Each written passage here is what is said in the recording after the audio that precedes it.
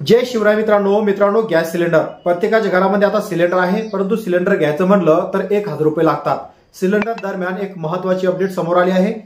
केंद्र सरकारने घरगुती वापरासाठी असलेल्या एलपीजी सिलेंडरवरील अनुदान पुढील आर्थिक वर्षात कायम ठेवण्याचा निर्णय घेतलाय।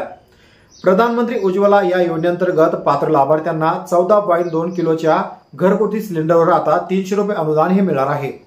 2025-26 दरम्यान देखील मिळत राहील। यासाठी केंद्र सरकारने तब्बल 12,060 कोटी रुपयांचा निधी सुद्धा मंजूर केलाय। आंतरराष्ट्रीय बाजारात पेट्रोलियम उत्पादनांच्या किमतीत झालेल्या वाढीमुळे Indian oil, Bharat petroleum, Hindustan petroleum या कंपन्यांना मोठं आर्थिक नुकसान सहन करावं लागलं होतं। तर या तोट्याची भरपाई करण्यासाठी केंद्र सरकारने 30,000 कोटी रुपयांची विशेष तरतूद सुद्धा जाहीर केली आहे। तर हा निधी 12 समान हप्त्यामध्ये वितरित करण्यात येणार आहे, ज्यामुळे कंपन्यांना कच्चा माल खरेदी, कर्ज परतफेड आणि प्रलंबित प्रकल्प सुरू ठेवण्यासाठी मदत होणार आहे। तर मित्रांनो, नेमकी अपडेट काय आहे? आता गॅस सिलेंडरवर 300 रुपये अनुदान हे कसं मिळणार आहे या संदर्भात आपण या व्हिडिओमध्ये थोडक्यात माहिती पाहणार आहे। तर या व्हिडिओला सुरुवात करण्याआधी चॅनलवर तुम्ही नवीन असाल चॅनलला सबस्क्राइब करून बाजूला असलेल्या बेल आयकॉनला प्रेस करून ठेवा। अशाच प्रकारचे महत्त्वाचे व्हिडिओज तुम्हाला भेटत राहतील। तर मित्रांनो, आता सिलेंडरवर प्रत्येक महिलाला 300 रुपये अनुदान मिळणार, म्हणजेच आता सिलेंडर तुम्हाला फक्त 600 ते 700 रुपयात मिळणार। तर अपडेट माहिती काय आहे, चला व्हिडिओ सुरू करूया।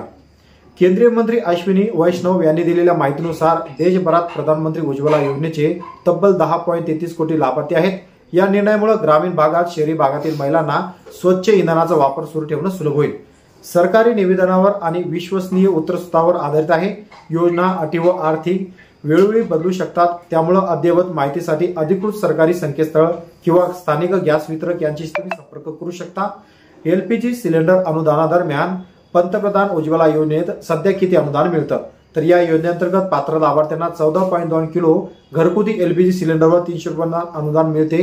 तर हे अनुदान कोणत्या कालावधीसाठी वाढवले जाते? 2025-26 आर्थिक वर्षात संपूर्ण कालावधीसाठी हे अनुदान आता मिळत राहणार आहे। म्हणजेच कोणत्या कंपनीकडून सिलेंडर घेतल्यास हे अनुदान मिळेल?